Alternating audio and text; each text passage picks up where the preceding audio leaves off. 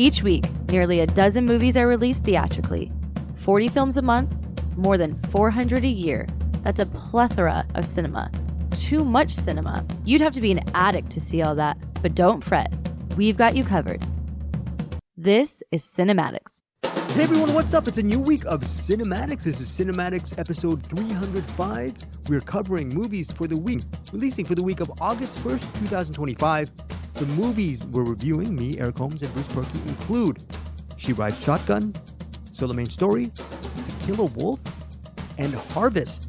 I also have a Patreon assigned pick called In Heaven, There Is No Beer. Also, I forgot to mention, Eric and I just did a 70 or 80 minute Patreon for some really interesting movies, Paris, Texas, and Stop Making Sense. And Bruce Purkey will also have join up on Patreon doing his own version, and that will be out. He'll be recording tomorrow, which is weird for you guys because we're releasing this. By the time you guys listen to this, the time element doesn't make a difference. But anyways, for this month, for Patreon, the last couple of days of July, for our bonus episode, we covered the year 1984. Movies covered, again, were the aforementioned Paris, Texas, and Stop Making Sense. For this episode, we have a Patreon assigned pick, and that is for Is In Heaven There Is No Beer. That is, thank you for CinemAddicts member Joseph Bridges for that thing. I will go very quickly on this Patreon assigned pick. And then that does not mean the movie is bad, but it's a very interesting movie nonetheless. Eric Holmes, how are you, buddy? I'm doing pretty good. Yeah, we just finished the Patreon. I had to go do a number 2 and took Number a little two. longer getting. Family show number 2 means like this is like what's your favorite film? I have a number 2 film. I have a number 2 film. That's that movie being Bambi, right? And the actual word kind of rhymes with two. But anyway, had to do that. And then I'm looking for the toilet paper. It's nowhere. I look in the trash, and it's the roll's sitting in the trash, but it's wet. Oh, wow. Something must have happened to the roll to soak the entire roll, that someone threw it away, but they didn't replace it. So I'm just sitting there. I had to do the thing with my pants halfway down the leg, waddling downstairs. They grab another roll, and then we got it done. We got it done. You know what? I'm sure we've all been there. This is not the first time this has happened. Nor will it be the first last. time like a wet roll, but this is not the first time I was caught in the bathroom without toilet paper. Will not be the last. Thanks for the image, Eric. Thanks for yeah. Well, this is a little bit TMI, but we're trying to bring some of our own daily life stories into our. How can it be TMI? Everyone goes through this. That's true. Everyone. But hey, show of hands. How many of our listeners here do not go to the bathroom? That's true. See, there you go. Oh, you all do. Cool. Wonderful. So we can move on from that. Nice Eric rebuttal. It's a universal thing. We're going to see if these movies that Eric and I are covering, at least for this portion of CinemAddicts, Bruce Purkey will be up in a few moments over at the Cinem-Attic.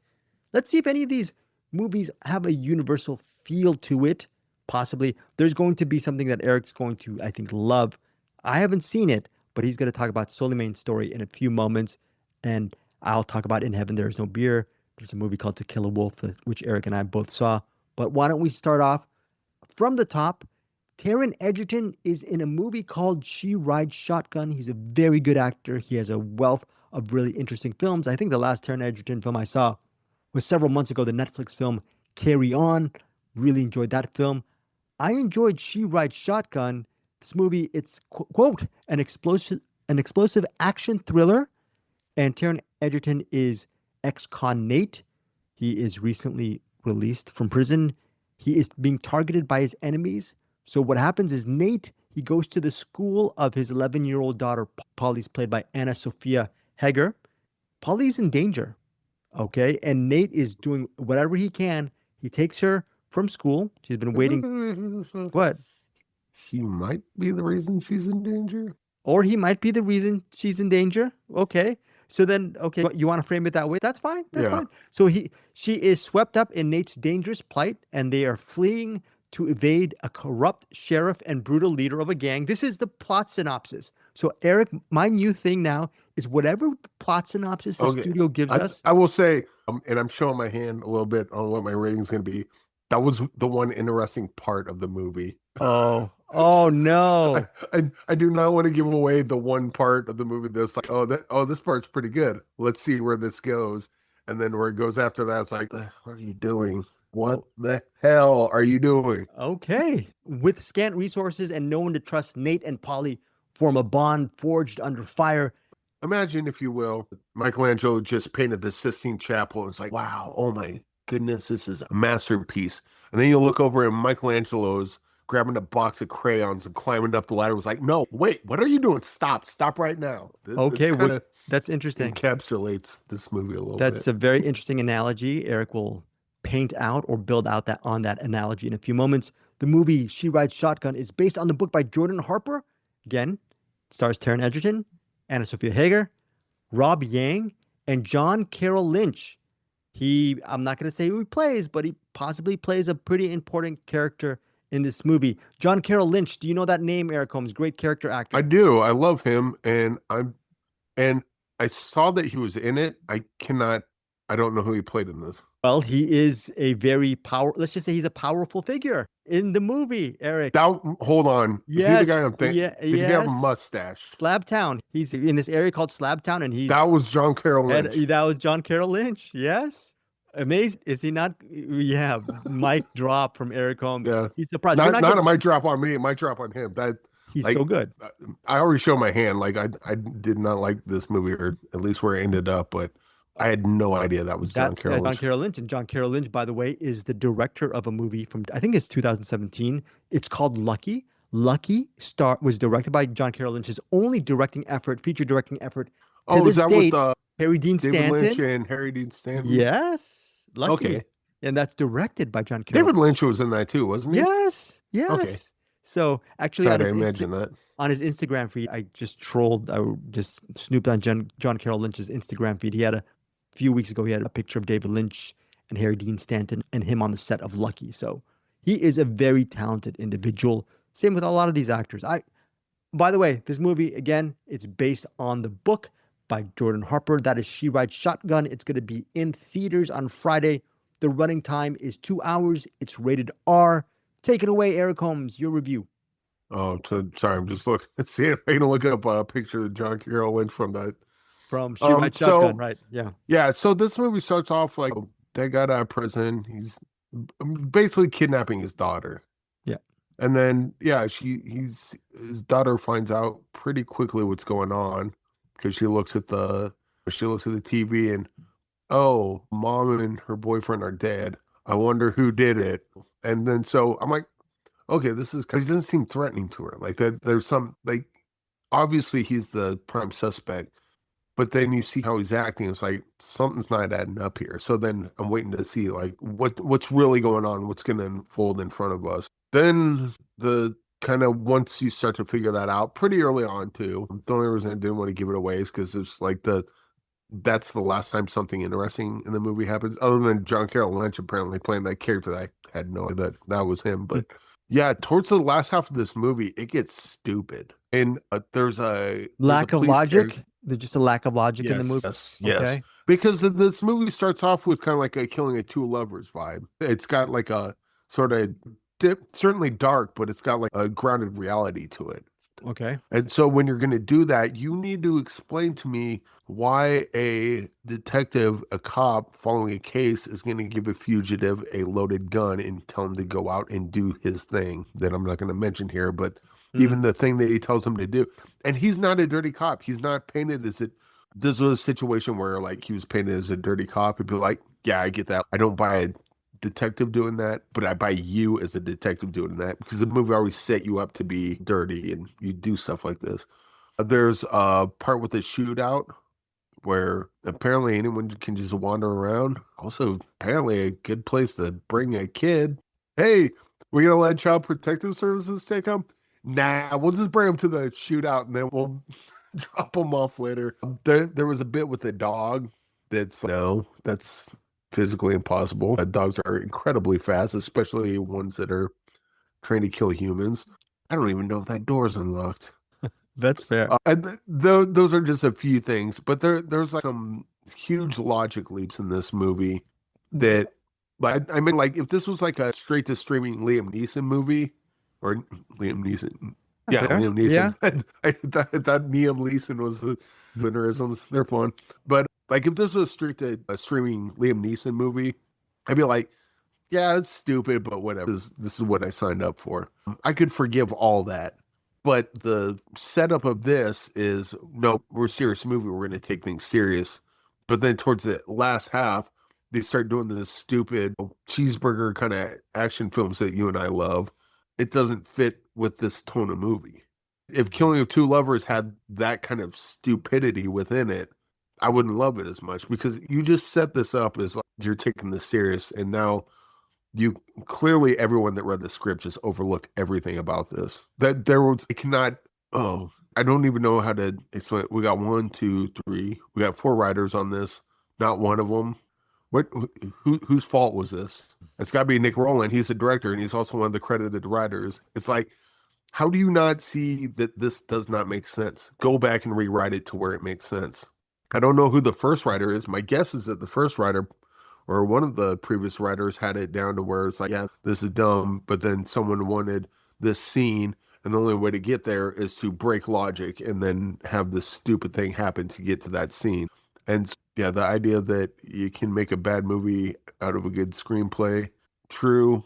That like people say that screenplays are good, but then they ruin it during production.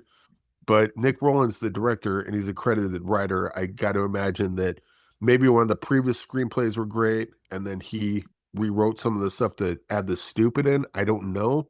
I don't know what the writing process is, but I do know that watching this script was not ready to be filmed when they shot it. Otherwise, someone would have said something and said, hey, no, this doesn't make sense. Or, hey, stop. Let's A and B doesn't work in the world that we set up. Let's go back and see if we can figure something out. And it was incredibly disappointing because it had such a strong start, at least from my perspective. I know we talked offline. Bruce had some other issues. I don't know that I quite agree with some of the issues he brought up, but I'll listen to it and maybe have him detail it a little more what he was thinking.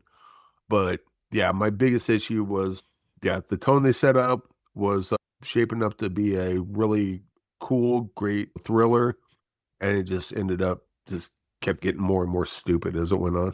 Just a stupid movie. She Rides Shotgun from Eric Holmes. Yes. What is your rating on She Rides Shotgun? I do want to say Anna Sophia Hager? Yeah, I'm assuming. Hager? Yeah. Taron Egerton for that, and certainly John Carroll Lynch. I think just in general, the acting was really good in this. This would be, I could see this being like a movie that someone else would see this and go, this is stupid. And then they'd also flippantly say, and the acting's bad. No, the acting is not bad in this. The acting is quite great in this, which is also another thing that hurts because the story is so not. The plot is like all the stuff the characters get into. But yeah, Anna Hedger is excellent in this. Yeah, she's great. You get like a little... Anytime you get like a child actor that's as good as she is, I'm always rooting for him. Even though I hated I hated the last half of this movie. Even though I did not like this movie, I still want to see her kind of being something. I want to see her be in a movie that the first half of this movie promised. I want her to see in that movie because she could probably do great things. And at her age, it's always exciting watching a young actor like that just really, really kill it. Even in something as bad as this, it's like, dude, he committed. Good on you. Yeah. So what is your rating on She Rides Shotgun? Probably, I want to give it 2 stars. Okay. I want to give it like 1 star, but that first half was really good. It's got a bump for that, and it's the Taron Egerton, John Carroll Lynch. The fact that he's even in this, and then now that I know who he is, I'm like, and like I know who he played now, but I still can't picture him in my head. Usually as someone points it out, it's like, oh, of course. I'm like, okay, that must be who he is, but I still don't believe it. I need to go back and look at it. But yeah, acting's great.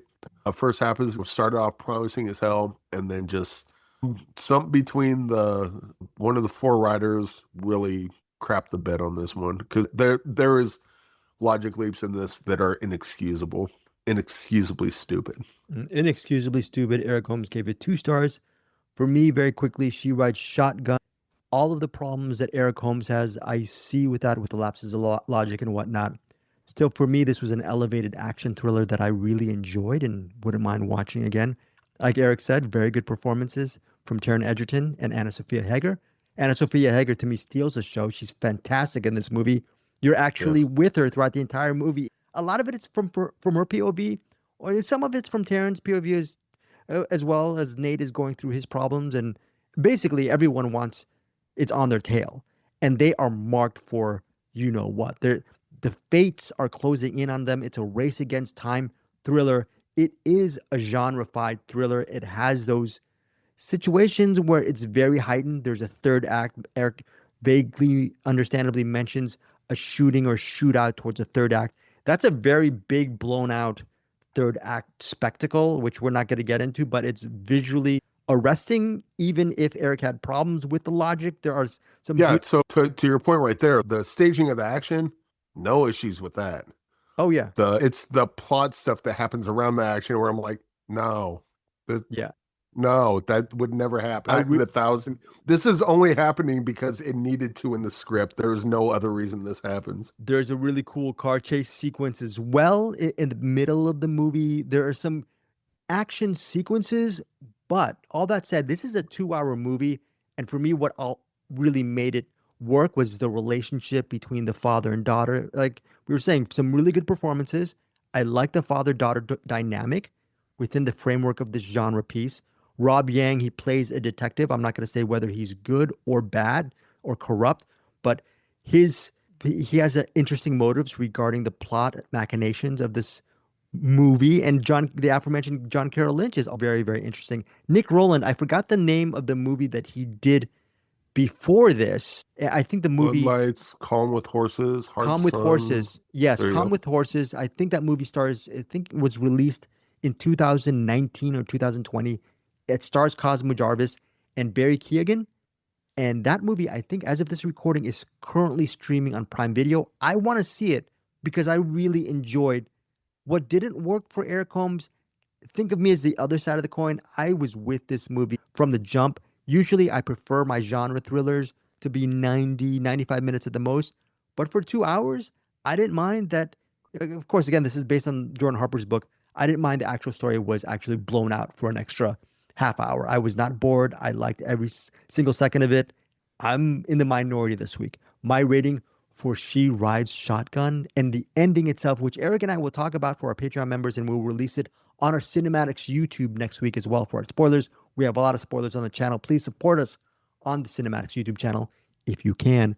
But yeah, memorable ending for She Rides Shotgun. Probably not memorable for Erik. You worked on She Rides Shotgun and you don't want to. I get it. Erik gets it. So my rating for Yes, Erik. Oh, so yeah, one of the credited writers is Jordan Harper. So that's probably but it doesn't say based on a true story next to him on the IMDb. So maybe they wrote the screenplay. I don't know. I'm starting to wonder now because I'm curious to read the book now. Because did the book maintain that promise that the beginning had, and the book made sense, or is the book bad and they just properly adapted it? This is a problem with complaining about writing. You never know. There's a million different things that could happen in the writing process. I will point out that we'd certainly watch another movie Nick Rowland does. Yeah. So long as he doesn't touch the screenplay. Oh boy. Because he's also credited the writer and the director. I have to imagine some of this stupid. The buck has to stop with him, because if you're writer and director, who else is at fault? The producer ahead of you said, do the stupid thing, I guess, maybe. So again, Erik said it's stupid. I was fine with I don't think it was stupid. I liked it. I was completely opposite. I really enjoyed She Rides Shotgun. Out of respectability, I was going to give this movie 4 stars just because of the rating that Erik gave it. But I'll be honest, I really love this movie. She Rides Shotgun for me. I love the performances. I love the action. I love where it went. I love the intensity. The third act shootout was really well done for me. And yeah, I don't know. There's some heightened stuff in it, but I went along with it. The caveat is when you listen to Erik's review and when you listen to Bruce's review, there is a legitimate complaint is, how are you going to... It must be traumatic. Anna Sophia Hegger, she plays an 11-year-old, and what her character goes through in this movie is so traumatic. So if you don't want to see a child in peril movie, or you're not into that kind of plot situation, it's very heightened here, okay? So this is a big warning. It's a child in danger from minute 1, and it never stops. So if you are hesitant about that, do not see She Rides Shotgun because it has some trigger warnings for children. Okay, it's really, I haven't seen many films where kids were in so much danger as far as the plot goes. But all that said, maybe I'm a sociopath. That was fine with me watching the whole thing. 4.5 stars for me for She Rides Shotgun. What a you know what I have to say about that? What? I'm stupid. You know what? You don't know what I have to say about the children in danger. Yes. Get the bleep button ready. Oh, get the bleep. Oh, yeah, I'm gonna. You got the bleep button ready? Okay. Oh, yeah. And then no, I can't. I don't know. I'll cut it though. Just remind me to cut it. All right. Put it in. Yes. Man, Greg. Man, them kids. Okay. All right. So that is She Rides Shotgun. 2 stars for Erik and a bleep, and 4.5 stars for me. Wait till hear what Bruce has to say over at the Cinem-Attic. Again, it's still PG-13. That was our one F-bomb. Here's Friday. Yes, Friday, August 1st. Next up is our Patreon assigned pick. Thank you, Joseph Bridges, for this. I'm going to go very quick on this. It's In Heaven, There Is No Beer, and it's directed by Les Blank. Les Blank is a late documentarian, very respected, because back in 1982, Les Blank directed this film called Burden of Dreams. Burden of Dreams, you've never seen it, Erik, I don't think. It's a documentary about the making of Fitzcarraldo. So it's interesting. Fitzcarraldo, directed by Werner Herzog, and Les Blank was pretty much a fly on the wall documenting all the crazy shenanigans which happened on the making of Fitzcarraldo. And Burden of Dreams, I remember when I went to when I was in school back in 89, 90, like 91, even Burden of Dreams was part of the documentaries we had to watch. It was such an acclaimed doc. That was, I think, released in 1982. And in 1984, this Patreon assigned pick, In Heaven, There Is No Beer, Les Blank is not in as extravagant a location. He's actually just documenting polka music for, I forgot what the running time in Heaven, There Is No Beer. I think it's only 49 minutes. The movie, it won Special Jury Award at the Sundance Film Festival. And by the way, a 49-minute or 15-minute documentary to me is just like the automatic. That is heaven. Thank you, Erik. That is. Unfortunately, there's no beer, but here very good. There it goes. Family show. That is non-alcoholic, folks. That is a non-alcoholic beer, and it tastes like beer. Alcoholic. No, you don't say that, Erik. But unlike your kids, unlike your parents, I'm not going to beat you, so you don't have to worry about it. Okay, very good, very good. In Heaven, There Is No Beer. Why should you see this movie? If you're interested in polka music, it doesn't give you a talking head documentary situation. You don't have a lot of people interviewed. There are maybe a couple of interviews here and there, but it's literally 49 to 50 minutes of polka music and people dancing. And you actually see a couple of cut shots to people making sausage, Polish tradition, right? But it's really 49, 50 minutes of people energetically dancing to polka music, playing polka music in different sections of different locales. But it's just this fever dream that is fun to watch, and it goes a mile a minute, and there's really no very little change of pace in this movie. It's just one big energetic vibe for 49 minutes. I believe it's very interesting. Weird Al's dad? Yes, Al Yankovic. He's briefly mentioned in very good Larry Yankovic or whatever. Because I was looking for the movie scene, like if maybe I could find like a version of it on YouTube or something. And I don't know specifically, but I'm thinking it has to be. The only thing that I could find was his dad's albums, like polka music coming up. When I saw the name Yankovic at the documentary, I was assuming there has to be some kind of lineage, some kind of relative. I'm assuming he's the father. But if you want any kind of social analysis of polka music or people saying insightful things or really in-depth interviews, you're not going to get it. You're just going to get 49 minutes of polka music. On that said, am I a fan of you might call it a concert almost special? This is a reference to our review of Stop Making Sense over at this month's Patreon. Thank you, Erik Holmes, for that. No, I would consider this still a documentary, but it would... Yeah. They actually do like interviews and stuff? Yeah, they do very quick interviews, but it's not even a talking head thing. Maybe they interview them for several seconds. But again, like I said, it's just mainly, who knows? Some people might feel like they're cheated when they see a documentary that's just all polka music playing and people dancing, but it's fun. I wasn't bored. You just see different people just dancing and listening to music and playing music for 49 minutes. So In Heaven, There Is No Beer.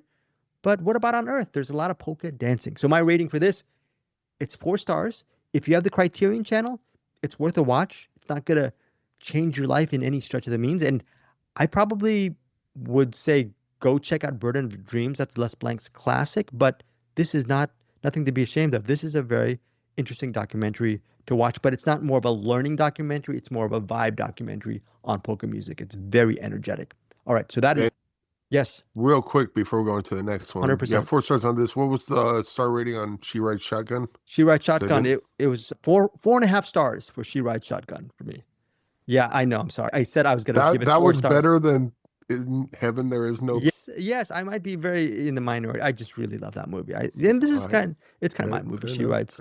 Yeah, fair enough. Again, I want to say, CinemAddicts listeners, I am the minority rating this week. Wait till you get to Bruce's review of She Rides Shotgun. In Heaven There Is No Beer for a signed pick. Thank you, Joseph Bridges, for this Patreon pick. The reason why Bruce Purkey and Eric Holmes did not do this review is they don't have the Criterion channel. I just offered up to do this Patreon assigned pick this week, which, by the way, all that little time, that 49 minutes that I say, both Bruce and Eric used those 49 minutes and he invested it into this 92-minute movie called Souleymane Story. And the movie Souleymane Story, it's presented by Kino Lorber.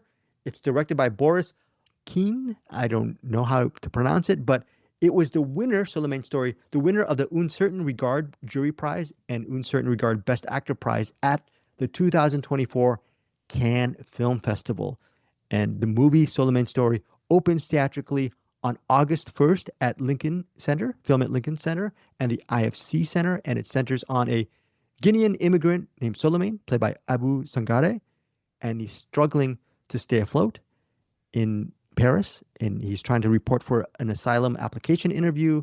Things happen. He's trying to plead his case to an immigration officer, played by Nina Merus, and this interview will probably decide his future in France. And then he talks about his story, his life story. And that's all I have for this. It's 92 minutes. Again, Film at Lincoln Center and IFC Center, August 1st. In August 8th, it plays in Los Angeles at the Laemmle Royal. This is a very small movie as far as its theatrical release, but maybe you guys might catch it in streaming or digital or on demand in the coming months, or hopefully maybe it might expand in several weeks. It's been getting a lot of great reviews. Eric, take it away with your review of Souleymane's Story. So the Souleymane, when did you say this is coming out this weekend? This weekend in New York. Laemmle in Los Angeles on August 8th, and then this weekend in New York at the IFC Film Center. I Film at Lincoln Center and IFC Center. Yeah. In short, a lot of you listening to it won't be able to watch Souleymane's Story this weekend. 100%. But that's fine. That's fine because we're here for you. We're going to help you out. You have time to watch Io Capitano. It's currently, I rent it on YouTube for $5. Oh my God, that movie's so... at home, $5. Apple TV, $5. Can I tell you something? And absolutely worth it. Oh, by the way, sorry, Eric. Io Capitano, I don't know when we reviewed it, maybe 2 years ago. You mentioned that movie. We cover so many movies every week. We review so many movies. I would venture to say Io Capitano is one of, with as many movies as we cover, it's one of my favorite movies we've ever covered. That is such an amazing movie, Io Capitano. It's definitely up there, but not my favorite. Frankie Frico is pretty. Frankie Frico, yeah, okay. No, I'm just saying it's one of my favorites. I love Io Capitano, but you were saying Hippo, completely different movie. But Hippo's, also that's a great movie. Scary 61st. I'm the only person on the planet that loves the movie. But either way, Io Capitano, you can rent it, and you absolutely should. It's worth it. But more importantly, you should rent it and you should watch it. And then when Souleymane's Story comes out, you'll understand what when I say, and Bruce will probably say the exact same thing. This is basically a sequel to Io Capitano. Because the whole point of Io Capitano is they're trying to get from where they're at to France. Souleymane's Story is he's in France. And now what he's got to do is go through an interview to see if he can maintain asylum or if he's got however many months to challenge the decision. And if that doesn't happen, he's got to go right back to where he came from. This is one of those stories where like you get a character that's already in a bad situation and then things just keep piling up and catch-22s keep presenting themselves. Hey, I need this thing. Cool, I need money. I'll get the money, but I need the thing first because if I don't get the thing, then I can't get the money. Okay, I can't help you. Hey, can I get the money? You need the thing. And then he's dealing with that. He's also still in contact with not his wife, girlfriend, maybe, but you see Souleymane, or Souleymane, I think is how they say it. Either way, you see how his life's going. And I guess it's marginally better than where he came from, but he still has a lot of issues to put up with. And then if you've watched Io Capitano, you can only imagine he went through similar situations to get to where he's at. And then so when you watch Io Capitano and then you watch this, and you're like, you went through all that to get here? Like, you went through all that torture, and what did it get you? Like, more torture. And it's heartbreaking to watch. And then I don't know if there's a spoiler or not, so cut it if you think it is. I don't think so. But there's a part, so his girlfriend, or the lady friend that he's talking to, she says that an engineer wants to marry her. He's like, what do you think? He's like, what do you think? It's like, I don't know. I wanted to talk to you about it first. It's like, I think you should do, what do you think? Like, what do you want? She's like, I want to go out there with you. And he's like,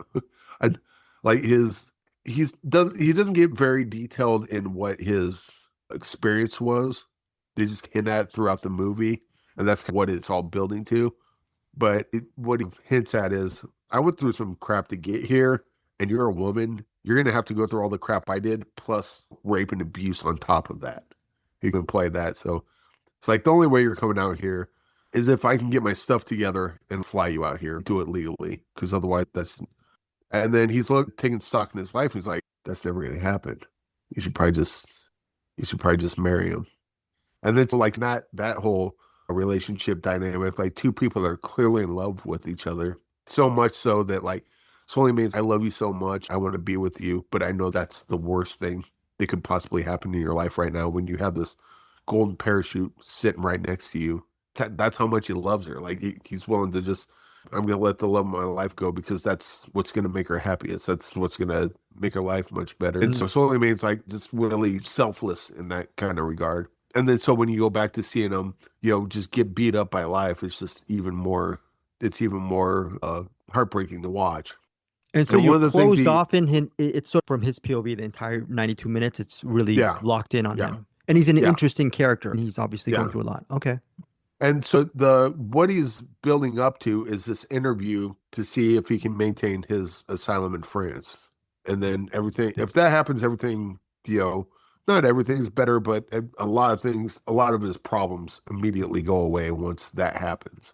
And so he meets up with this guy, and he's like, here's the story, because what's unclear about this upcoming interview is, are they going to give you asylum because you left that area, or are they only giving asylum to political pariahs?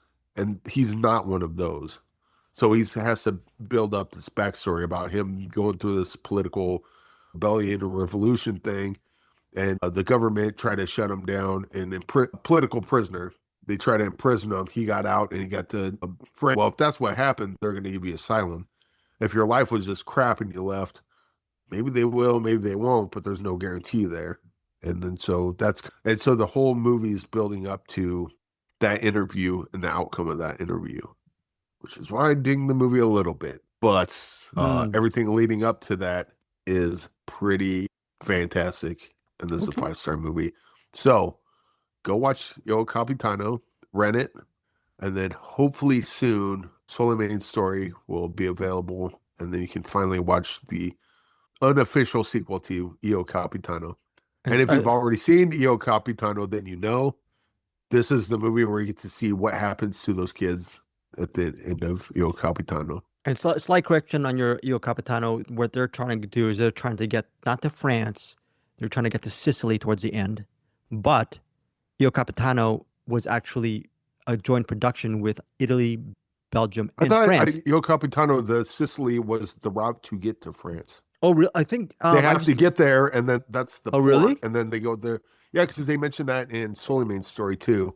Oh, okay. Where he So says how he got there is I got to I went here, then I got to Italy, and then made my way here. okay, I think where it ends though for Io Cap. Okay, so maybe France was their ultimate Yeah. goal. Is that what you're saying? Okay, for Io Capita, I because it believe ends. again. Your correction might be correct, but I seem to remember it that in the Il Capitano they were also trying to get to France. It could have been Italy, but I think it was France. So I'm They really just got missing there out. by way of Italy. Okay, so I'm missing out by if I need to see Souleymane's story basically. You 92 minutes. absolutely do. Yes. Okay, Yeah. It's and like, I have some issues with the end, and maybe if we do spoilers, we'll talk about that.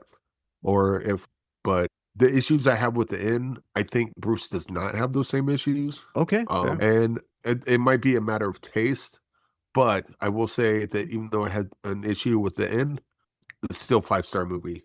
Like that didn't ruin the rest of the movie. Okay, And hopefully there will be an unofficial sequel to Souleymane story that'll make this an unofficial trilogy of 3 disparate movies that somehow are all connected. okay. And then we'll get to watch the story.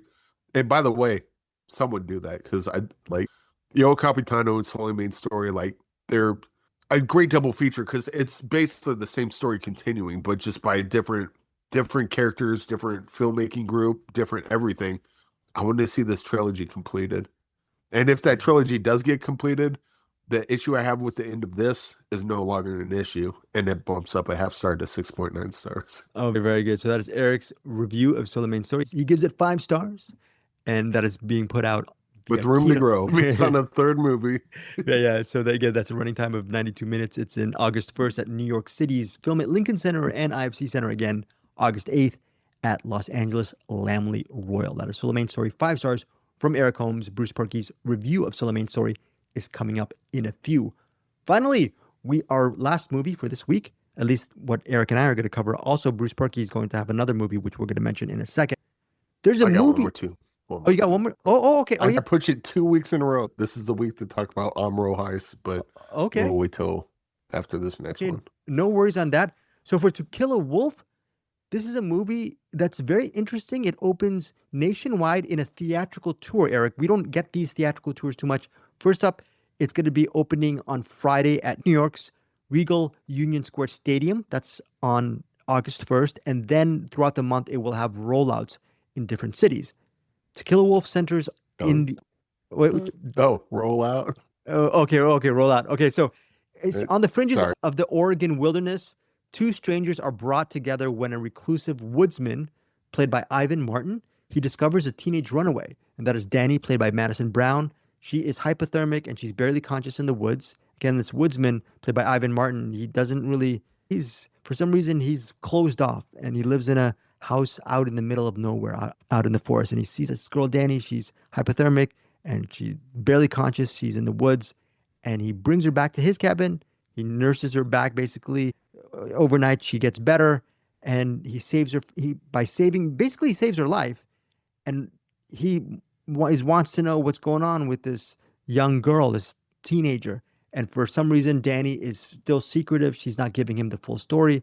And all that said, even though she's not giving him the full story, the woodsman begrudgingly agrees to help her out through her journey. And then during this journey, they forge a very interesting bond, and you learn about each of their respective pasts, and possibly will this reclusive woodsman and this troubled teenage runaway, will they become friends? Will they develop a bond? Will they help each other? It's very interesting to see these 2 strangers possibly bond, or maybe not. This movie is, I forgot to put the director's name. It's Kelsey. I think is it Kelsey Taylor? I could be completely wrong on that, Erik Holmes. Yes, Kelsey Taylor wrote and directed this. This is one of these movies. And by the way, unlike She Rides Shotgun, no notes on the screenplay on this one. Very good, Erik Kelsey Holmes. Taylor is as good of a writer as they are a director, as far as I can tell. And I want to say this. If you're thinking indie drama, and if it's going to be playing in your theater, your neck of the woods, why should I see this indie drama in my local theater? It's because set in the... looks amazing. Erik just interjected and he said the right thing. It looks amazing. It's set in the Oregon wilderness. It's beautiful to look at. You feel like you're there. And for I don't know how much money she had, but wow. I guess if bad CGI lasers coming out of their eyes makes it more appealing to watch it in the theater, maybe, but holy crap, this movie looks good. For me, I'm looking at the trailer, like without sound, just the trailer playing right now. I'm like, oh God, look at that. good performances, very good performances all around by Ivan Martin as the woodsman. Madison Brown's wonderful as Danny. By the way, Madison Brown, Eric, she's Australian.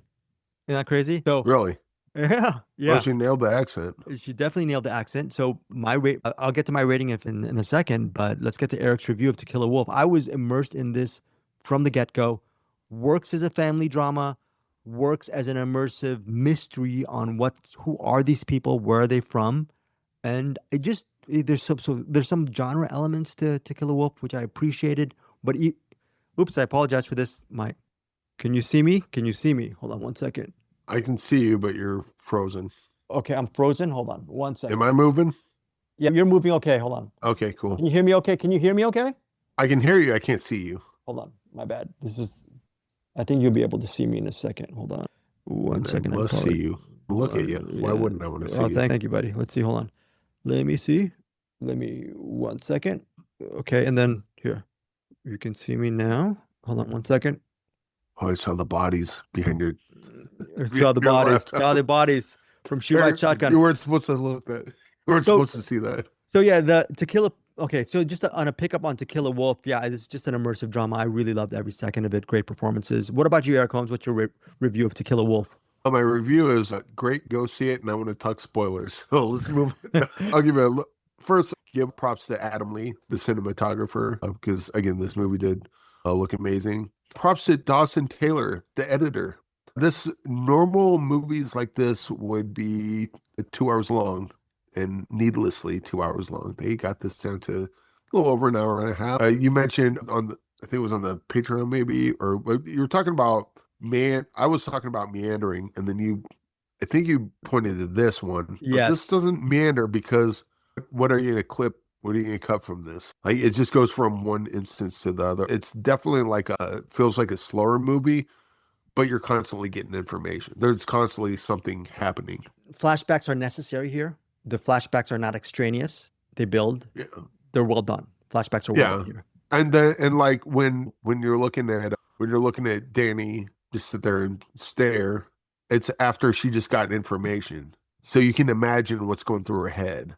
It's not just her staring at a wall because, we had her staring at the wall in that room, so let's have her stare at the wall in this room. Like the air quotes slow parts, or the extraneous parts, air quotes also, is you're watching the character react to what they just found out, or the new information they got, or someone asks them a question, the answer, and you're seeing them try to decide whether or not they want to say it or not.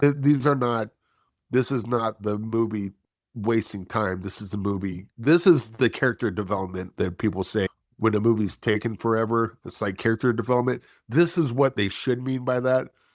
What they usually mean is, them staring out a window for half hour is character development. No, that's bad filmmaking. This does not have that. This is great editing. So wanted to give props to Adam Lee, the cinematographer, and Dawson Taylor, the editor. And of course, the writer-director, Kelsey Taylor, for making certainly an introspective movie. Yes. An absolutely gorgeous movie, and a movie that moves into clip, even though it's a lot quieter than you might think when someone says a movie moves in a clip. And it doesn't have Hollywood flourishes, Hollywood storytelling where you over-emote, or you overwrite, or you want to bang the drum on a certain beat, yes. Eric. It feels like the dialogue feels more like it comes out of real life in real situations there, as opposed to a memorable Hollywood moment, which I found to be very interesting. But like there was a part where I can't remember the line exactly, but it was something along the lines of they started a sentence, bailed on the sentence, and then just ended with, and they do.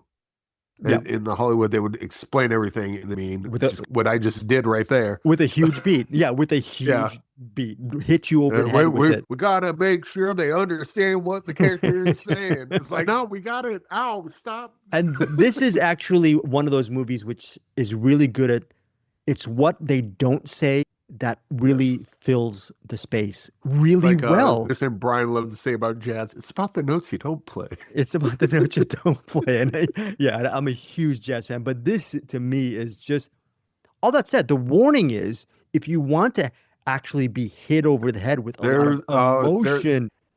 There's actually a trigger warning, but it's yeah. You want to mention no, because there's some personal things that happen if you have trauma if you have personal trauma in your life and that's a trigger for you. Do not watch this movie. Okay, I would say that movie doesn't lean on that very hard. Like it doesn't beat you over the head with it because it's pretty subtle about what it is. But if you're at all triggered by any sort of like a family sort of trauma, maybe skip this one.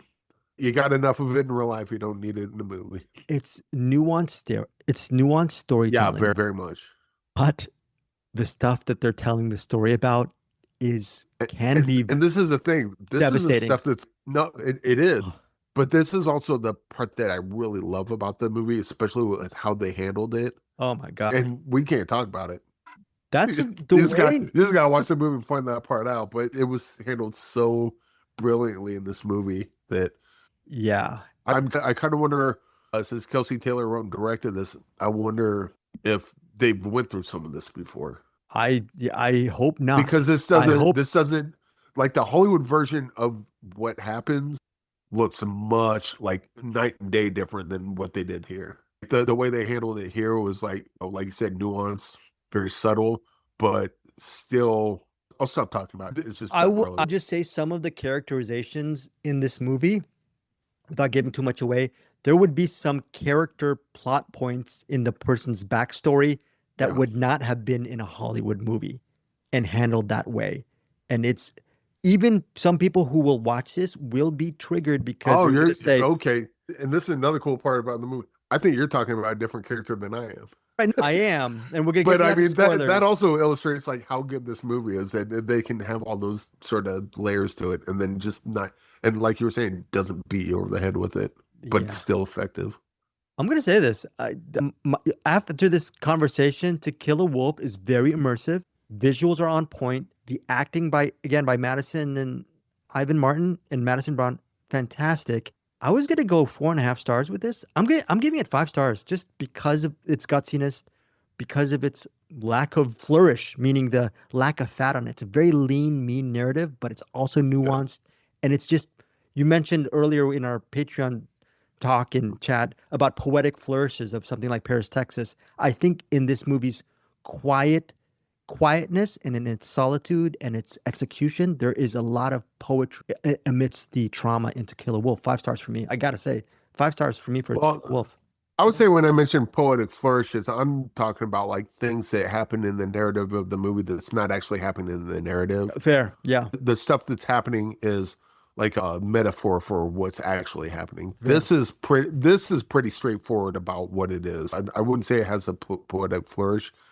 But it's hard to say it doesn't with the cinematography that looks that good. And it says here, I guess the thing also, it was sort of a modern day quote on the summary of reimagining of the Little Red Riding Hood story. But you don't even have to know that. I think that feels like a hook to get people into it. Yeah. And there's certainly Red Riding Hood iconography with the red hoodie and going to grandma's house and the woodsman and all that. But I think this works without the Red Riding Hood nonsense to it. Yeah. Not the red within the movie, it's not nonsense, but you don't need that hook to bring you in. Fair. Or you might need that hook to bring you in, but once you watch the movie, we just now brought up the Red Riding Hood thing. Yeah. That was one of the top things when they're describing the movie, and like I think it's a cool it's a retelling of Red Riding Hood. That's a cool in. Not nearly the most interesting thing about this movie. Right. There's so much more. It's also cool in because the title To Kill a Wolf is very eye-catching. It's a good title. Yeah. But you don't. I think of it like when Scream came out. Scream, who's on the front of every poster? Drew Barrymore. Scream, starring Drew Barrymore. Drew Barrymore dies in the first 5 minutes of the movie. It's no longer in the movie. A guy into Scream. But that's not the reason you go to it. That's right. You go to Scream because even with the main star dying almost immediately, you get the rest of the movie. It's like, that sucks that she died. Oh, but the movie's still great. So now I don't care. That's the Little Red Riding. Oh, this is a remake of Red Riding Hood. Cool. I'll go watch it. You watch it and it's like, maybe I guess I can see where he came up with that. But you know what? I don't care. This is the movie. It's good enough on its own. I hope this movie doesn't get buried, bro. I hope this movie It finds will. it. It's unfortunate. It will, but I hope it finds an I'm right audience. there. I'm right there with you. Yeah, okay. So This and Souleymane's story, they're movies where it's like, and we say this far too often. It's like this movie's so good, but who's gonna watch it? Like mm, it's gonna get out. It's gonna get buried. And the cool thing about movies like this, though, we don't know if it's movies like this because it hasn't been out yet. So maybe it'll hit. We don't know. But once in a while, one of my friends on Facebook put up a thing about She Is Conan. Holy crap, where this movie come from? It was just like raving about She Is Conan. That was the movie we covered on here. Is Richard Mandico also did The Wild Boys and After Blue.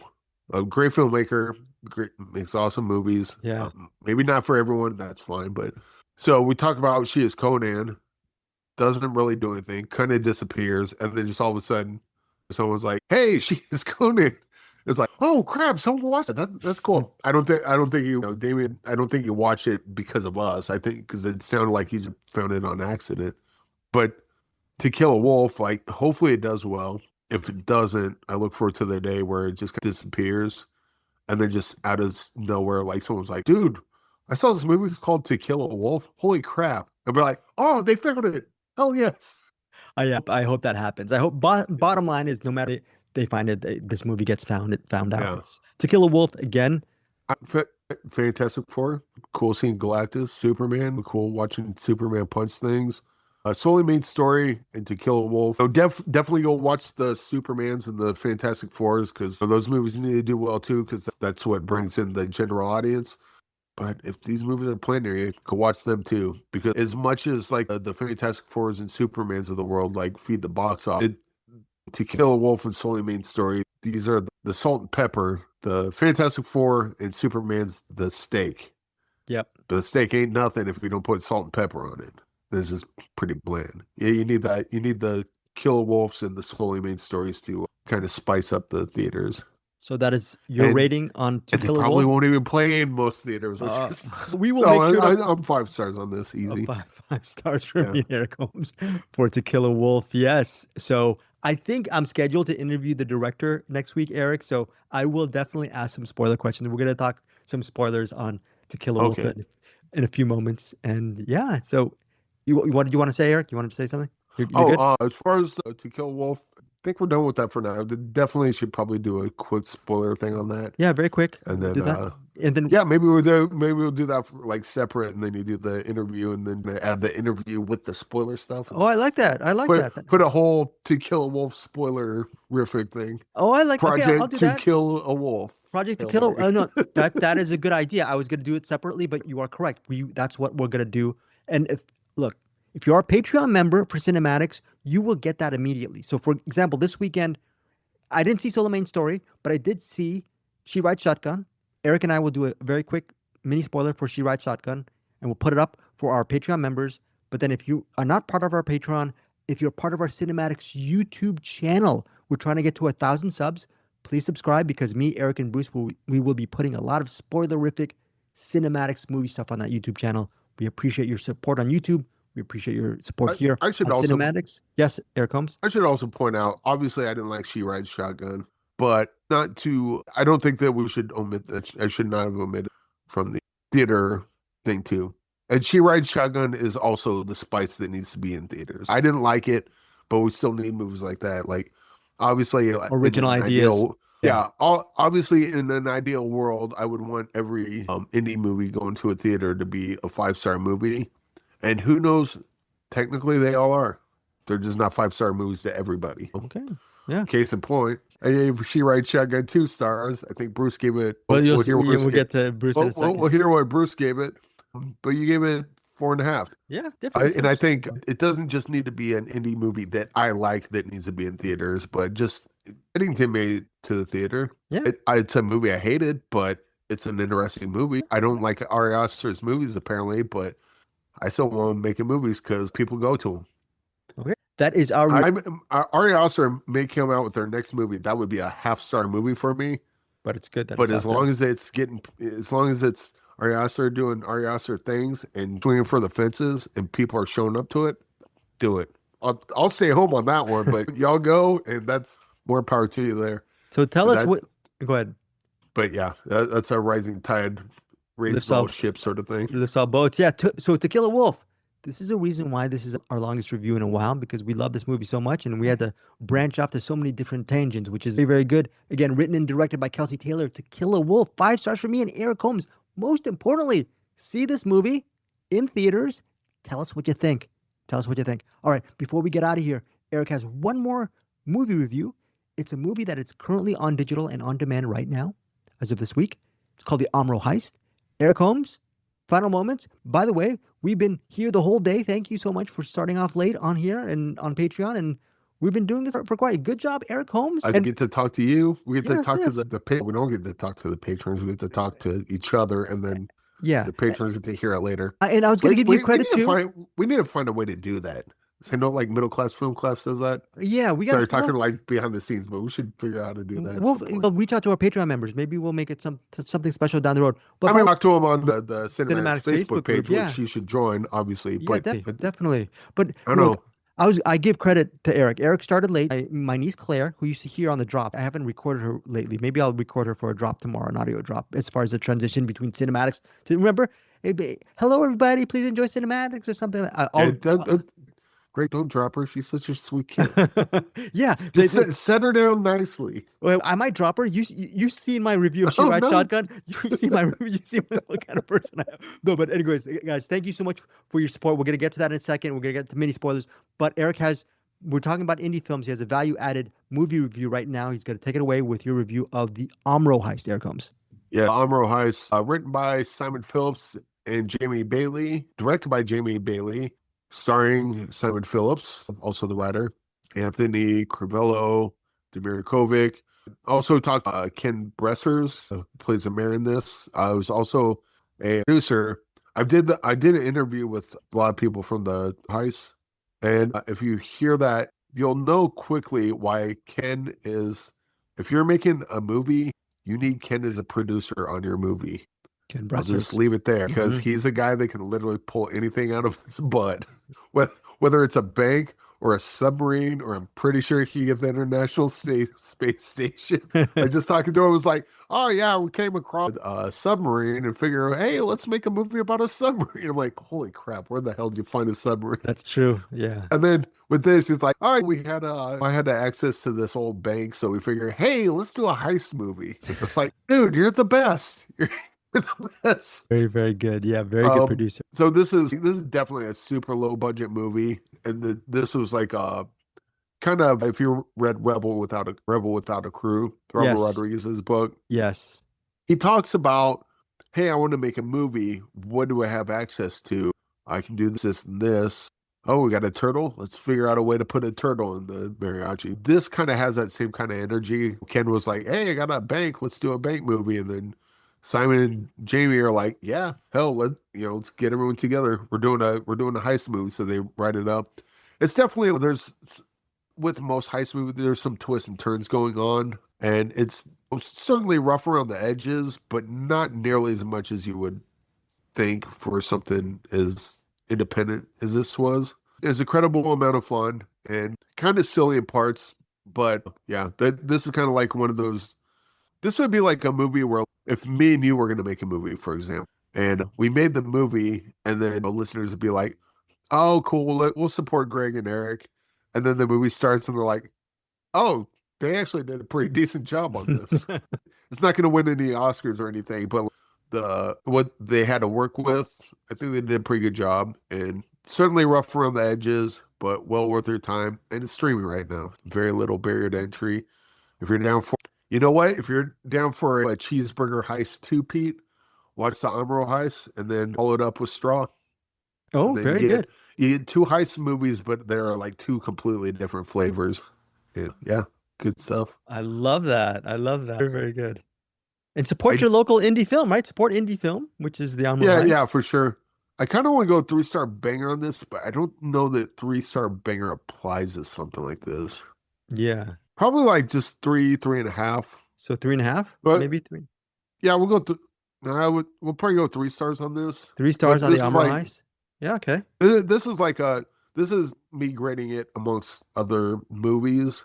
I think as far as like indie movies go, this would probably be a lot higher, but Not keeping them in the kiddie pool. Okay, We'll bring them out to the Adult Swim, but it's not a bad 3 stars. Like if you like, maybe 3-star banger probably doesn't make sense. But yeah, if you like heist movies, you'll dig this. One of the cool things they do is, I don't even know if I should say this. Say like they do not give a crap about hostages in this movie. And they display that very early on. Oh. So actually, you know what? I'm going 3.5 on this. It kind of raises stakes almost immediately. Okay. Because as soon as the hostages are in immediate danger, screw it, we're busting in now and we're killing everyone we see. Because why not? You're just going to kill the hostages anyway. Might as well bust in and take that chance, and hopefully we'll save a couple of them. We're not just going to let you sit in there and just start offing them one by one. So it did have that kind of element, like really early on, like the people robbing the bank displayed very early how absolutely ruthless they're going to be. And then that puts them in a position. So I guess there's their hook to get in.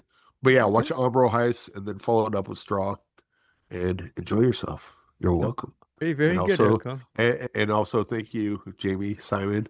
And if you're making a movie, get a hold of Ken Bressers, played Mayor James Wilkins in Omro Heist. Look him up. He is the producer you need on any movie ever. Okay, so that's the Omro Heist, 3.5 stars from Eric Holmes.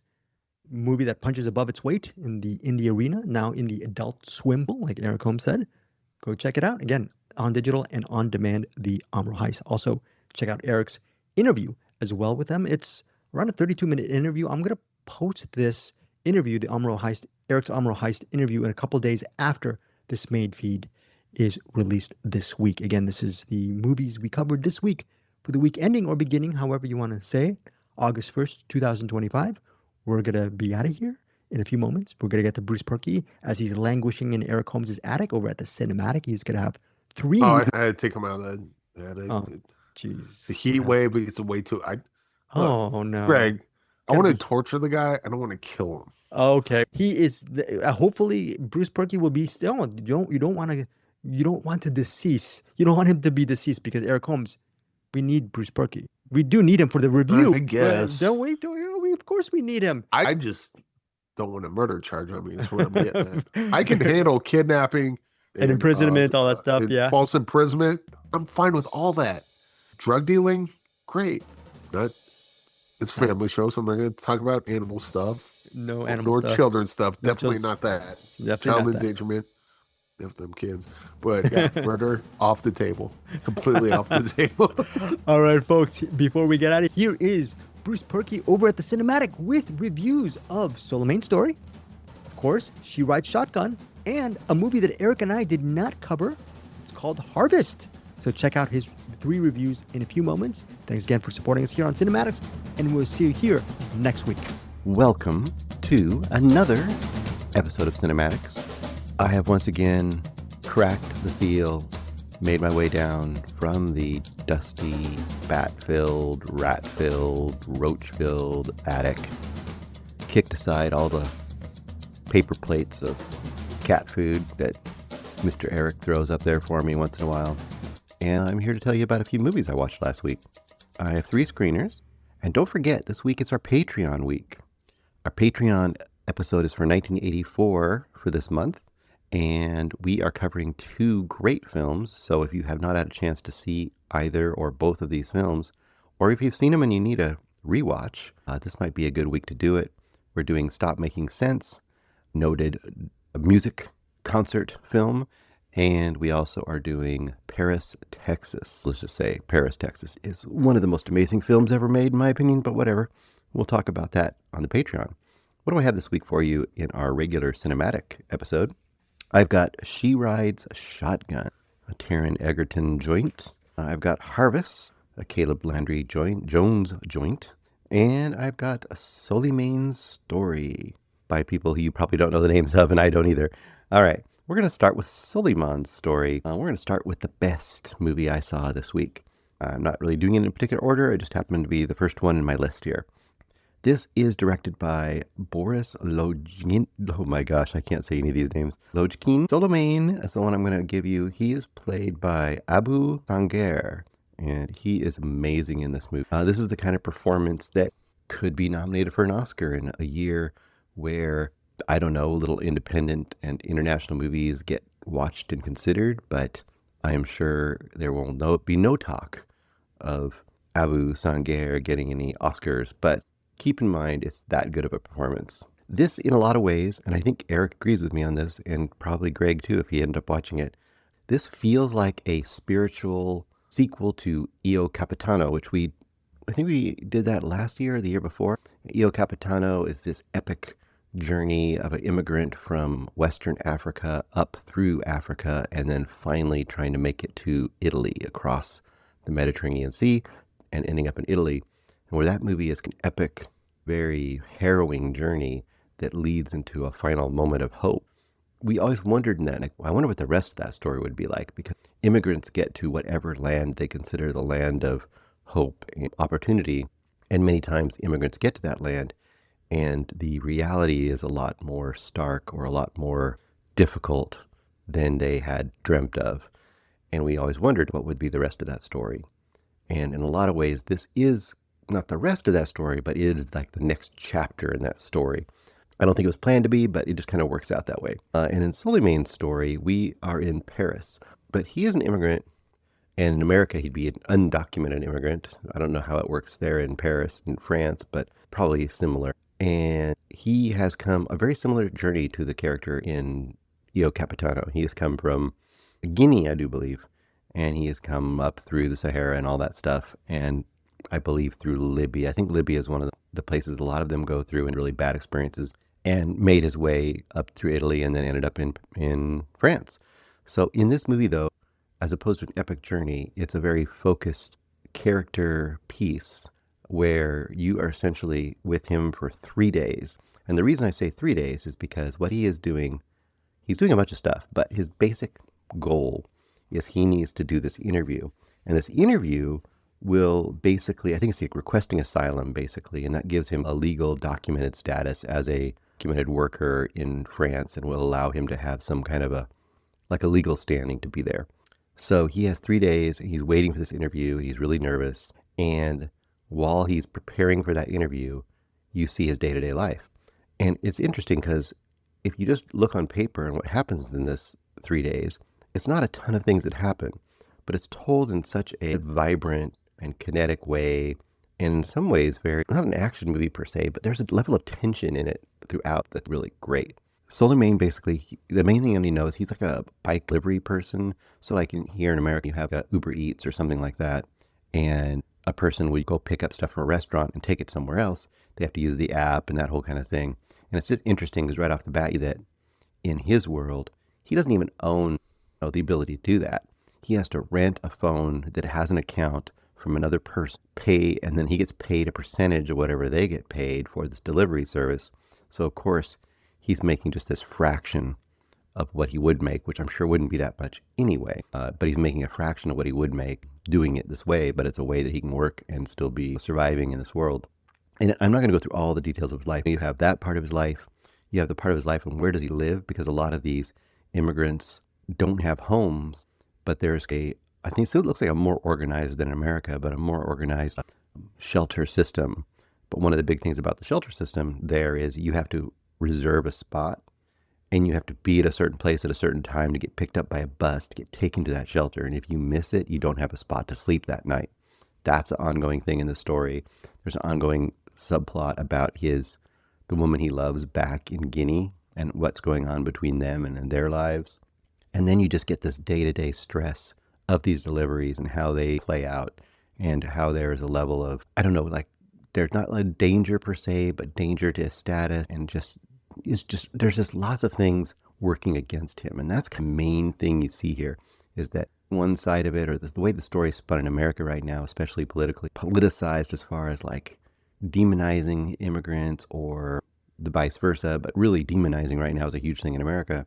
And this is just much more of a humanistic approach to here's a person in a society who has immigrated to that society, who doesn't have legal status and is trying to find a way to survive and why and how it is difficult and why they're doing it, all that kind of stuff. And the one really interesting thing about this, a lot of interesting things, but one really interesting thing about it is as part of this interview process, he's basically paying a guy who will give them a story. He gives immigrants stories to ensure that they'll get accepted as basically asylum, because it'll show that they were mistreated or whatever in their country. So it's interesting in the fact that we're supposed to sympathize with him, and the basis of that is that he's not going to be telling the truth about why he's there. And I could see people on certain side of the political spectrum saying, see, look, they're just lying to us, and they're really bad people or whatever. But a big part of this movie is getting past that, or understanding like the system is set up against people with their real human stories being enough to be allowed in a society. They have to have something spectacular and harrowing in order to be accepted in society, and whether that is just or not. Anyway, fantastic movie. I know that Erik has some doubts about the very, very final outcome of it. Not really the final act. The final act is great. The final act is the interview.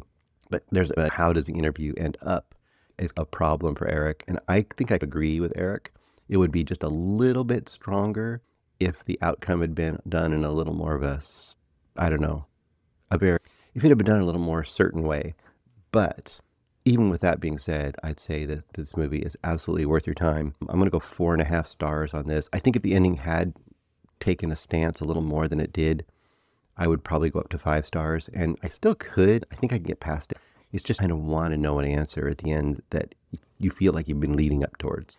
Great acting, great movie, 4.5 stars. Probably not going to be easy to get right away, but I bet you this will show up on some streamers here pretty soon. Souleymane's Story. Okay, next up I got Harvest. Harvest, directed by Athena Rachel Tsangari. This is a period piece.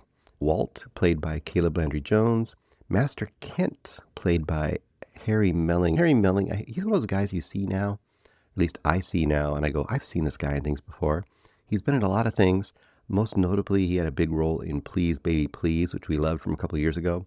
Also doesn't get any play, but is a really cool and odd, almost a semi-musical, very trashy, over-the-top, colorful, awesome movie.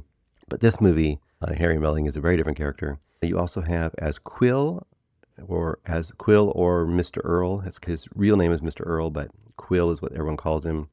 And as Kelly Goss, you have Rose McEwen. And like I said, it's a period piece, but it doesn't tell you exactly what the period or the place exactly is. It makes it a little vague, and I think that's on purpose to make it almost in some ways feel like a folk fable that isn't absolutely grounded, but it's definitely British Isles, Scottish. I think it feels Scottish to me, and it feels like it might be in the Middle Ages, maybe a little later than that, but very old-timey, if you want to put it that way. We would definitely feel like it's not in our current age. And once again, to compare it to something, I would say this is a companion piece to a movie like A Field in England, if you've ever seen A Field in England.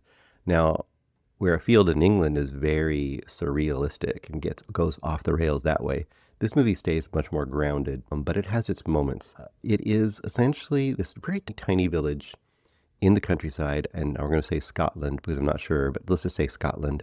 And you have this kind of insular community.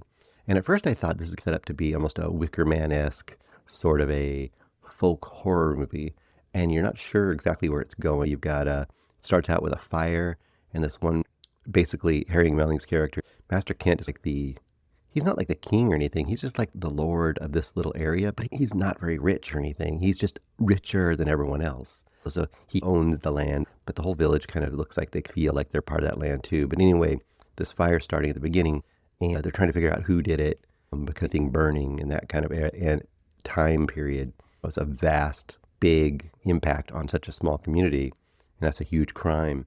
And they're immediately looking for someone to blame in the town and stuff. And then out of nowhere, these 3 strangers show up. So of course, immediately they're blamed. And there's 2 men and a woman. 2 men are put in the pillory. If you know what a pillory is, it's like those stalks. You'd call them stalks, but they're like stalks that are attached together on a little platform in the middle of town.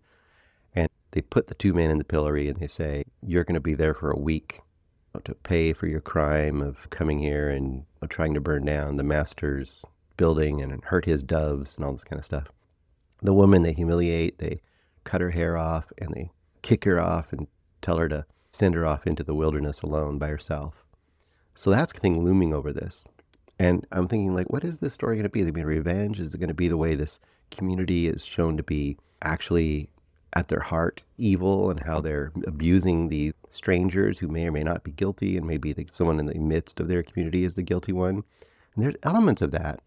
But as the movie progresses, it starts doing other things. It's really interesting. And now I say it could be very frustrating. Like, this is the kind of movie I wouldn't probably suggest to Erik. I have a feeling he'd be very frustrated.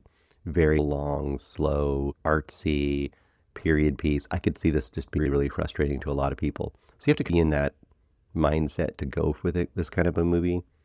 But 2 hours and 20 minutes, if I remember correctly. But for whatever reason, I got into the vibe of it. And the part where I think it really starts to turn and became super interesting to me is as you start to get these characters building up, you start to understand where this movie's going. And this Quill character, once again, Arinze Kene, this Quill character is brought into the community to basically map it. And in those days, a map is this beautiful drawing and painting thing. It's very, now you get it, and it would be like a work of art. But back then, it was for actual to map out the lands around there, and the fields and the streams, and just how many people are there, and all this stuff. And the people are suspicious, but not. But then they start to wonder, like, why is he there? Because he's there working for the master, and it turns out that the master may or may not be selling off this land, and all of a sudden these people may not have a home anymore. So there's a whole bunch of suspicion there, and our main character Walt ends up being the assistant to Quill. And when all is said and done, I'm not going to get into all the permutations, but basically the second half of this movie becomes much more about that second issue, the issue of the land and the ownership and the people that work there. And it almost becomes more about what does it mean to what is a community? Who really owns a community? I mean, there's a lot of issues here that are really pertinent to like current society where, everyone, you feel like you have your ownership and you have your life and you have your home and you have your land that you maybe can eventually own and buy, but do you really own it? And who is the real power, and what role do you have in that power? And are you just literally a useless cog in that world? And that is where this movie kind of sings, and also will be frustrating to some people. I think, for example, a good example of that kind of frustration is just kind of the main character. The main character is Walt, which I haven't even talked about, and you're wondering, why hasn't he even talked about Walt? And that's because Walt, in many ways, is kind of this blow with the wind kind of character where he's passive, he's a widower, he may or may not want to have a relationship with another woman, a widow, but he never is committing to that, and he never really commits to anything. He's one of those guys that'll just go with what he needs to go with, even if he sees that injustice is starting to occur. And is he ever going to fight back, or is he just going to... And it's just that kind of character is so frustrating. But it's important in this movie because there's so much here about community and fitting in and being part of things. Or if you're not part of things, are you a problem? Are you causing the problem? And it's just a lot of interesting societal stuff going on here. Does it 100% work? I would say no. It definitely wants to ramble. It definitely wants to sit with things maybe longer than some people are going to be able to stand. It doesn't maybe wrap up all of the loose ends in the most satisfying way, but there is something super special going on here. And the look of this movie is also just beautiful. It just feels almost ethereal, the way this kind of bucolic setting is being shot. And you just feel like, even the same way you did in the original Wicker Man, you really get a feel of this kind of very rural, agrarian kind of world, but also a world that is dangerous and tenuous at all times. I can't quite go 4.5 or 5 stars for this. That's a little too high. Like I said, it does ramble a bit. And I would even say for the first almost hour, I was enjoying the vibes, but I was almost not sure where it was going narratively. I wasn't upset about that, but I also just felt like I was just living in the world. I know that's the point of it, but at the same time, I need to get to the point maybe a little quicker. I'm going to go 4 stars. I think for the people who get the vibe of this movie, there's a lot to love here. And I would say Athena Rachel Sangari, the director, I would really be interested in seeing other things that person does, because there's some very good filmmaking going on here. Okay, last movie I got is She Rides Shotgun by Nick Rowland. Nathan in this is played by Taron Egerton, which has been in a lot of stuff lately. In fact, he's in a series right now on Apple TV Plus, which I was going to review this week. I might wait till next week. It's on about 7 or 8 episodes so far. I think it might have one or two more to go. I would highly recommend it so far. I can talk more about that later, but Taron Egerton's been doing some really interesting stuff lately. I think I'm really starting to vibe with him as an actor. He, of course, did, what did he do? Kingsman movies. I think he did Eddie the Eagle, if I remember correctly. He's been in quite a few things. One of those guys that's just slowly building up a pretty good repertoire. Anyway, Nathan, Taron Egerton, Ollie, played by Anna Sophia Heger, and Detective Park, played by Rob Yang, and a bunch of other people. This has a great hook at the beginning. The hook is, you got this little girl, Polly, outside of school, waiting for her mom to come pick her up. In fact, it's one of those things where she's waiting and everyone's kind of left, and this teacher comes out and says, "Hey, is your mom here yet? What's going on, Polly?" And Polly's, "Oh, it's fine. I'm waiting a little longer. It'll be good." A ramshackled car speeds up, pulls up, and she starts walking towards the car. A man gets out, and that's Nathan, and his head's almost shaved. He looks like he has facial tattoos. There's a lot of signifiers that he's living a pretty rough lifestyle. You're not sure what's going on exactly. And the first thing the girl says to him is, "Are you allowed to be here?" And you're like, "Oh, what's going on here?" And then you get the feeling like, oh, is he just recently out of prison? And is this car stolen? And he convinces her to get into the car. And then the next thing I think she says is, "Did you hurt Mom?" And you're like, whoa, what's going on here? And immediately you become embroiled into a fugitive movie. And I was invested right out the gate in this. This is a great concept. Obviously, something's happened to her mom. He may have been the one who did it, very likely the one who did it. I'm not sure at that point, did he escape from prison? Or is he just supposed to stay away from the family? Or are they just estranged? What's the deal? You can tell he's definitely not probably the best dad in the world. And you feel like immediately you're probably in a fugitive movie. You're on the run. And very quickly, I think they end up at a hotel, and she sees a news report that says that her mom and her mom's boyfriend have been murdered, double homicide, and that Nathan is the suspect. And of course, she's freaking out. And now you're like, oh my gosh, this little girl's now stuck with this guy, and he's a murderer, and what's his plans for her? And of course, you're wondering, like, is that going to be the case, or is it not going to be the case? And the whole movie then becomes a bit of a road movie, a bit of a crime thriller, because there's this whole subplot about this Aryan Brotherhood kind of group that kind of runs the drug trade down there in New Mexico. I think they're like near Albuquerque, which kind of feels Breaking Bad-esque. But this kind of Aryan Brotherhood kind of group called, what are they called? I want to keep wanting to say Blue Steel. It bothered me. Aryan Steel is what they're called. And he's on the run from them. And then maybe they're the ones that killed the mom, or maybe he's the one that killed the mom. There's a lot of stuff like that going on. And the little girl's constantly not sure if she should try to escape from her dad or if he's going to actually be protecting her. So there's a lot of stuff going on there. The music is a problem because at the gate, the music's very kind of heartwarming and loving. So I think the music is trying to tell us that like he's a good guy and that them getting together and being together is a good thing and something we should root for. And I don't think in a lot of ways that is justified by what we see from him. And that's one of the big problems I have with this movie. But before I get into one of my big problems with this movie that I don't think Erik shares, another problem that I think he does share with me is that for a movie that starts out really strong, it gets worse and worse as it goes. And that's a problem. It's much better if a movie starts out like you don't know what's going on, or it's weak, or you're not really engaged, and it gets better and better. And by the end, you're just like, wow, this was a great movie. You don't want the movie to do the opposite. And unfortunately, this movie, to me, does the opposite. Kind of gave you that opening scenario and the opening kind of basic situation. Dad, daughter on the run, murder, fugitives, cops after them, evil Aryans after them. That's a pretty good action, crime thriller setup. And the first half of that movie plays like that and is really good, has good tension. The little girl, Anna Sophie Hager, is a fantastic actor. She's really showing the fear and how upset she is in the situation. Sadness over hearing her mom has been murdered. A lot of stuff going on right there. And then the middle part, it becomes a little more generic action movie. I'm not going to say all the events, of course. And by the final third, it becomes ludicrous. The turns it takes to the final act start to really stretch and I think break the ability to believe and to be invested in what's going on. And it starts to become to the point where I know myself, and I think Erik would agree with me on this, it gets to a point where you're like, why do they even do what they're doing in the final act? I don't even understand why the police were doing what they were doing in the final act, or why Nathan's character is doing what he's doing in the final act, how the kid is running around during that final act involved in certain things. I know I'm being vague, but I don't want to ruin it if you want to watch it. And it went from being like a really promising, gritty thriller to it's going to be kind of generic, okay, trashy thriller. I'd still be enjoying it like a 2.5, 3-star level, to a pretty terrible thriller by the end. And I would still probably be like 2.5 or 2 stars, except for the other thing that really bothered me, which I don't think bothered Erik.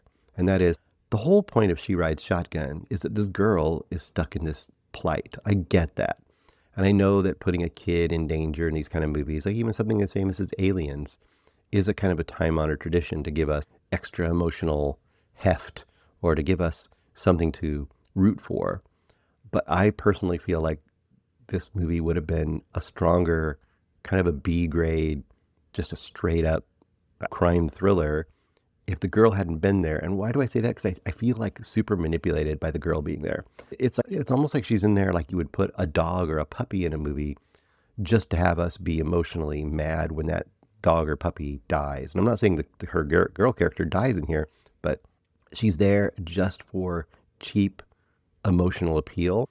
And on top of that, there's a real cynical element to it, which I didn't like for the Polly character, is that when I'm watching it, I'm like, I'm supposed to sympathize with her and ultimately Nathan, but Polly is being abused by him in so many ways. And I don't mean that he's intentionally hurting her or anything, but that all of these things that are happening to her are directly or indirectly his cause. And that has to be addressed in this movie in some way for us to stay on board. And you're just always watching her life just crushing her, and emotionally her character is being torn apart. And no matter how this movie ends up, I'm not going to say how it ends up, but no matter how it ends up, at the end of the day, she's going to be a broken person as an 8-year-old. What she goes through is going to break her. And unfortunately, they show her getting broken a lot too. They show her just crying and just in extreme distress throughout the movie, to the point that and I know Erik did not agree with me on this, but I started worrying about the actor. I was like, why is this little girl actor being put through this much emotional distress? Because she's doing a great job, but it feels like just going through that as an actor and having to portray that probably dramatic on top of that. What do they imagine your own mom getting killed or something terrible like that to get her to that point?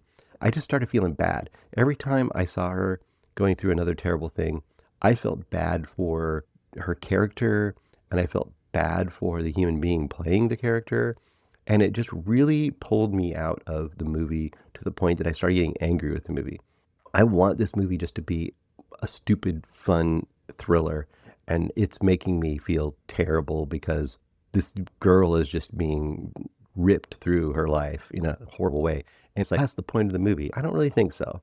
Is she being shown to understand something that she never understood about life because of this, other than people are terrible? Not really.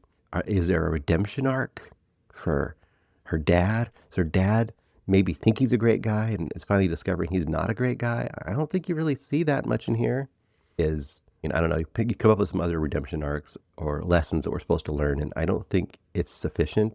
And I think that's told directly by something like the final moments of this movie. There's a final little coda on this movie over a song by Churches, which I like Churches, but over a song by Churches. And I was watching that and I was like, what are we getting from this? Her life is destroyed and it's terrible. I feel terrible. So this movie angered me. That's what I'm getting at. That's the bottom line here. It went from, I just didn't like it. That's usually when I'm 2 and 2.5 stars, to when a movie angers me. When a movie angers me, I go lower because I'm actually mad that I spent time with it. And I'm going to go 1 star, not a 1-star banger. 1-star banger means it's terrible, but it's hilariously terrible. No, this is just terrible. She Rides Shotgun gets 1 star. Boo, writer. Whoever wrote this, bad. I didn't look it up. Bad. The direction is competent and fine. This person that directed it could make a very good action movie, but it needs a good script, and this does not have a good script.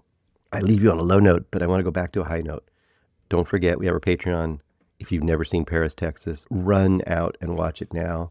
Actually, walk slowly through the desert and watch it now. But Paris, Texas, love it. Souleymane story, though, of this week. Souleymane story, take it, tuck it into something that will remind you later when it pops up to watch it. It's a really good movie and will be definitely probably overlooked by everybody, unfortunately. All right, I gotta go ahead and climb back into the attic. Until next week, when I bring you some other movie. Maybe I'll bring you Smoke, the series on Apple TV+. You want to see a Taron Egerton project that's new? Go check that out. Talk to you later.